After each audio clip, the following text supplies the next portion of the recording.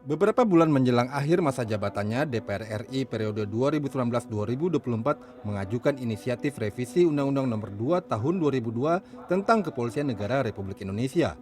Namun, Komisi 3 DPR RI belum ditunjuk untuk membahas revisi undang-undang tersebut. Kami juga menunggu apakah Komisi 3 yang mendapatkan penugasan dari Bamus untuk membahasnya. Karena menurut Undang-Undang MD3 ya undang-undang bisa dibahas di komisi maupun di balik ya. Jadi bisa saja dibahasnya di balik lagi.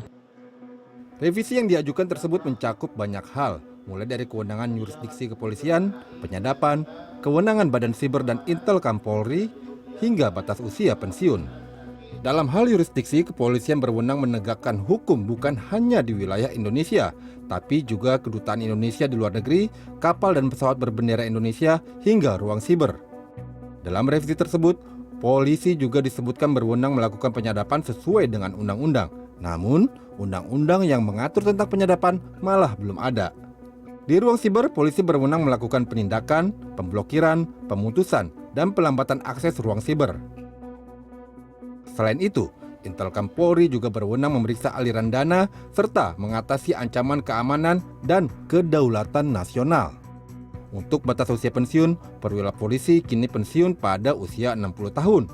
Namun untuk jabatan fungsional bisa diperpanjang hingga 65 tahun. Pasal-pasal ini tentu saja mengundang kekhawatiran aktivis masyarakat sipil. Itu kemudian menjadi satu ancaman karena lagi-lagi kita berbicara soal tolak ukur. Tolak ukur yang disampaikan dalam RUU itu terkait dengan gangguan atau ancaman di ruang siber itu tidak dijelaskan secara runut, tidak dijelaskan secara komprehensif, dan kemudian berpotensi melahirkan satu dorongan atau melahirkan satu penerjemahan secara subjektif oleh kepolisian. Selain berpotensi melanggar hak-hak sipil, kewenangan Polri yang tercantum dalam revisi tersebut juga berpotensi menimbulkan polemik dengan instansi lain. Apalagi revisi diajukan pada masa akhir jabatan legislatif dan presiden. Jadi memang ada iklim atau ada nuansa atau fenomena begitu ya.